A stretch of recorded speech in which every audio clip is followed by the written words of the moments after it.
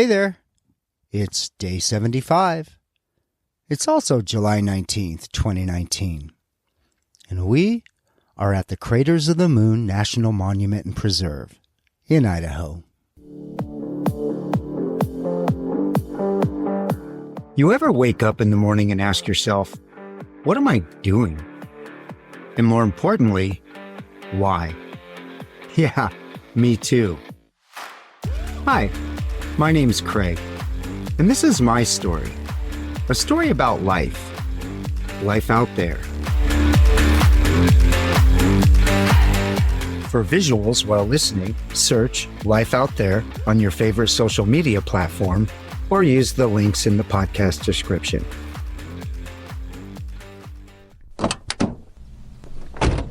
So, having learned that I'm a sucker for a scenic byway, taking the exit that read Peaks to Craters Scenic Byway, that was a no-brainer. And when they added Craters of the Moon, well, it could only make it better, right? So this scenic byway begins in Challis, Idaho, on its north end, and it runs to just outside Peekaboo, 140 miles to the south.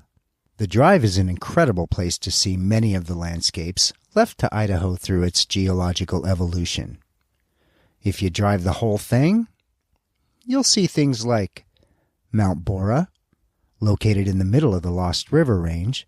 It rises to nearly 13,000 feet and is considered one of the most prominent peaks in the contiguous United States. But it doesn't end with Mount Bora. The area is home to 5 other peaks as well that are all over 12,000 feet in height. The state of Idaho boasts 9 peaks that exceed 12,000 feet. The Lost River Range is the result of millions of years of volcanic activity in the area. Over time, an area called the Big Lost River Valley fell as the Lost River Range rose during these geological events. The range is some 75 miles in length, making it nearly twice as long as the Sawtooth Mountain Range we had just left. The area is also home to a world-class fish hatchery called the Silver Creek Reserve, which was established in 1976 by the Nature Conservancy as a part of the Sun Valley Ranch. It was established with over 400 acres, but over the past 4 decades, the area has nearly doubled in size, with the goal of protecting not only the habitat in the high desert creeks of the area, but all of the area's wildlife. The Nature Conservancy in the area has developed, installed, and operated an incredible array of boardwalks and pathways, providing access for outdoor enthusiasts. If you're in search of angling, hiking, exploration, even birding, this area is probably on your bucket list. And then there's this otherworldly place that Idaho calls Craters of the Moon. Once I had done a bit of reading, and in particular after having seen it, I quickly understood why it's often referred to as the best National Park Service park that no one knows about. As we neared the cutoff for what's called the 7-mile loop drive, I was thinking back through the rules I'd set in my head when we left home. No big cities, and nothing touristy feeling. And once I had read that annual visitor count for the monument was over 270,000, it sounded pretty touristy to me. But I'd also read enough to know I had to see this place. And first off, take it from a guy that learned the hard way. Man, it was hot. Summertime temps in Idaho's high desert can pretty routinely reach the 80s and 90s. And it's also no stranger to the occasional triple-digit day, which is exactly where it was headed the day we arrived. Meaning, trekking around on black lava rock means you're walking around on surface temps nearing 200 degrees. Translation?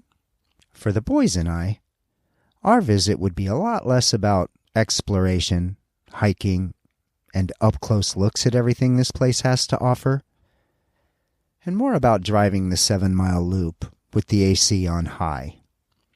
stepping out for the occasional photo op. From one parking lot, I did trek up some 300 or 400 feet up the side of a lava cone. FYI, this truly is a one-step forward and two-step back proposition. Sliding my way up that mountainside, all to snap a few panoramic photos, including a couple of shots of the RV that, from where I was, looked like a Tonka toy at the bottom of that hill. Oh, and it was super windy up there, which immediately explained the odd tilt to the trees and shrubs in the area. Then a quick slide back down that pass so I could drag my sweaty self back into the air-conditioned RV with the boys. And once again, the beauty of YouTube. If I couldn't go climbing around in caves exploring lava beds in person, I knew where I could see it. If you use Spotify for your podcasts, you might already be watching the video version of this podcast, but if not, it's also on YouTube. All the links are in the description below. My point being, I found some amazing video footage of the park and included it in my video. So a big thanks to the National Park Service for sharing. And another amazing resource, if you're into this sort of adventure, I also found a YouTube channel called Rock the Park. A couple of buddies named Jack and Colton have made it their mission to explore each and every one of America's national parks, and they've been at it for over 14 years. Their adventures are super informative and even more entertaining.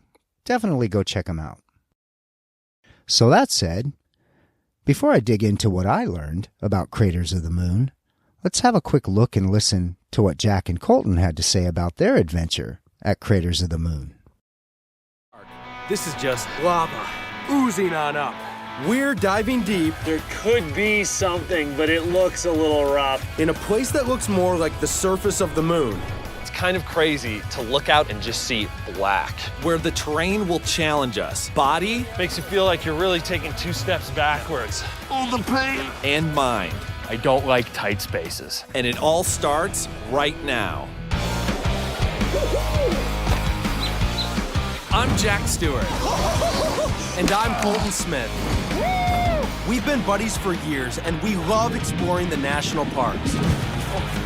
It's all about packing up a car and just doing it. Just hitting the road. Our goal is to visit every national park in this country. And when you go off the beaten path like we do, There's no telling what will happen next. get set to rock the park. Welcome to the moon in Idaho. Holy cow, dude. Do you see all of that lava rock out there? It's everywhere you look. That's insane. This is Craters of the Moon National Monument and Preserve. A place you have to see to believe. I mean, we're in Idaho. Doesn't feel like Idaho right now. No, it does not. This surreal landscape has been compared to the surface of the moon, but the craters here were formed by volcanic eruptions that happened thousands of years ago. We'll be going deep into the tunnels and caves formed when hot lava flowed through here. The pain of the sharp rock. Then, we hike into a crater and out to the backcountry for some ultra-light, ultra-creative camping. All right, we did it. Well, I don't know if we did it, but we have ourselves a shelter. Craters of the Moon is in south-central Idaho in the Snake River Plain. 15,000 years ago, a gigantic crack in the earth known as the Great Rift started erupting with volcanoes and lava flows. The result is a rugged and desolate landscape. The 7-mile loop drive is a good place to start. Up close, you see how coarse and sharp and just jagged all this volcanic rock is. It's incredible that anything can grow in this harsh environment. But sagebrush and even wildflowers flourish here.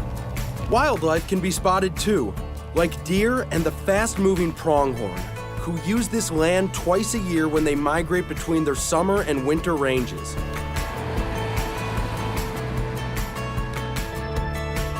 All right.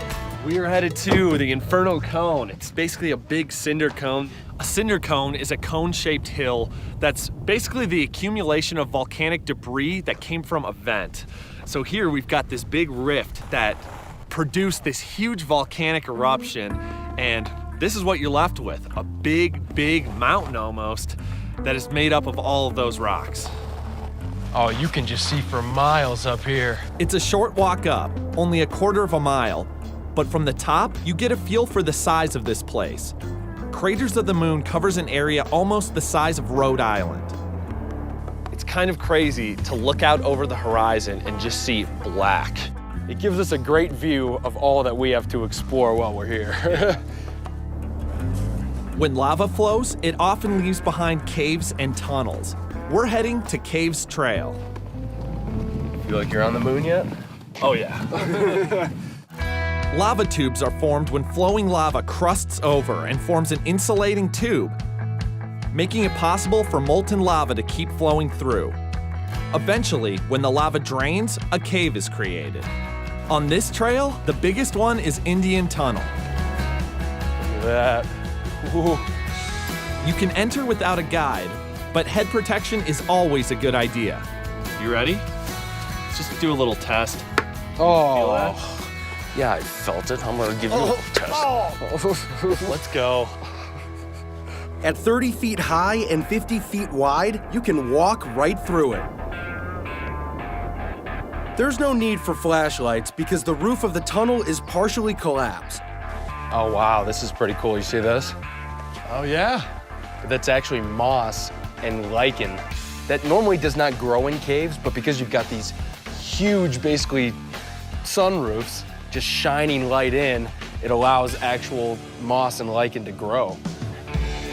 Not all lava tubes have sunroofs, but we're noticing other features that are more common. So this is cool. You can see that this is part of the cave that has stalactites, which is nuts because it's lava rock. Yeah. Stalactites were formed thousands of years ago when the stream of lava moving through the molten material dripped from the hot ceiling. These are tide marks, when lava was probably flowing from right over where we just were, coming down, and then it slowed down long enough to stay and accumulate on the wall. After walking through the 800-foot-long tunnel, we climb out on the other side. Their full-length video is over 20 minutes, and watching Jack and Colton squeeze through the crevices and crawl, walk, slide around inside these caves definitely made me want to put a future visit on my list. I'll just probably do it a little earlier in the year next time. So, what is this place? And what happened here? First, as soon as I saw it, the name kind of becomes obvious. The first documented discovery occurred in the late 1800s when a couple of cattle ranchers stumbled onto the area and began exploring, trying to determine whether or not it was suitable for cattle grazing. It probably goes without saying that given the massive lava formations and open rift cracks, some of which we now know can reach depths of nearly 800 feet, the two ranchers figured that grazing cattle was likely not a wise move in this area. But the word was out, and folks across the region were talking about this odd-looking place in Idaho. Tall tales were told of the area for nearly a century, sounding so unbelievable that the geological and scientific communities of the time would dismiss most of the claims, so much so that serious exploration and research in the area would not begin until the early 20th century. And as serious researchers began to arrive in the area and explore, analogies were very quickly made around how the area reminded them of viewing the moon's surface through a telescope. And there you have it, Craters of the Moon. The fact is, this area looks so much like the surface of the moon that for more than 50 years, Craters of the Moon has served as a NASA space exploration research site and an astronaut training site. Yup. Beginning in August of 1969, Apollo 14 astronauts landed at the airport in Arco, Idaho, and then proceeded to Craters of the Moon where they explored the lava landscape and learned the basics of volcanic geology in preparation for future trips to the moon. They came here because they were pilots and not geologists. But NASA felt that these men, who might someday walk on the moon, would also have the rare opportunity to collect samples of different rocks on the moon. And since only a limited amount of material could be brought back, it was important, critical in fact, that they know enough geology to pick up the most significantly valuable specimens. See there? It's not just outdoor enthusiasts, curious explorers, and geologists that come here to learn.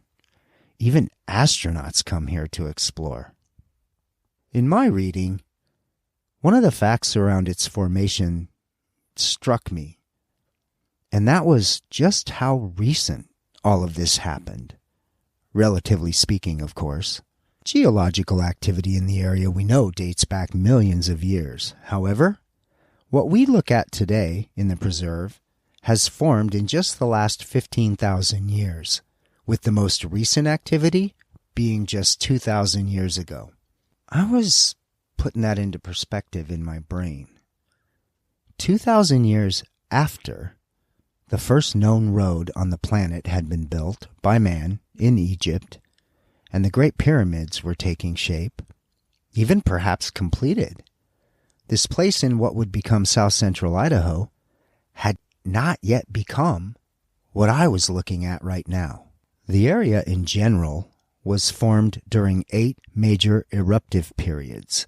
Molten basalt erupted from fissures in the Earth's crust, creating a landscape of black and raw lava flows that literally rose and fell, creating subtle waves throughout the area as if it were a calm ocean moving with the tides. Only this ocean was one of molten lava. Just 2,000 years ago. The lava erupted from what has been named the Great Rift, a series of deep cracks that start near where the visitor center is today and stretch some 52 miles to the southeast. During this time, the craters of the Moon lava field would grow to cover over 618 square miles and rise to an elevation of just over 5,400 feet above sea level. And all this culminating just a couple thousand years ago. Standing here looking at all this, I couldn't help but think through another little fun fact I had read. It's documented that each of the last 8 volcanic events in the area happened in 2,000-year intervals. And it's been over 2,000 years since the last documented volcanic event. Science also tells us that the volume of the past eruptive events suggests that slightly over 1 cubic mile of lava will be erupted during the next event. A cubic mile? How much is that? So I asked around on the internet a little bit and quickly learned that converted to gallons, it's well over 1 trillion. For perspective, it takes 4 days for 1 trillion gallons of water to move through Niagara Falls. Or, if you started filling Olympic-sized swimming pools, you'd have to fill just over 1.5 million of them before you used up 1 trillion gallons of water. Or, one last thought, considering average household water usage in the U.S. today, 1 trillion gallons of water would supply 11.5 million households for a year. That's a lot of lava. And, while indications are that during the next event activity may be less volatile, but nonetheless, just as we had learned in the rock slide areas of the Sawtooth Mountains, nature's not done with things around here just yet.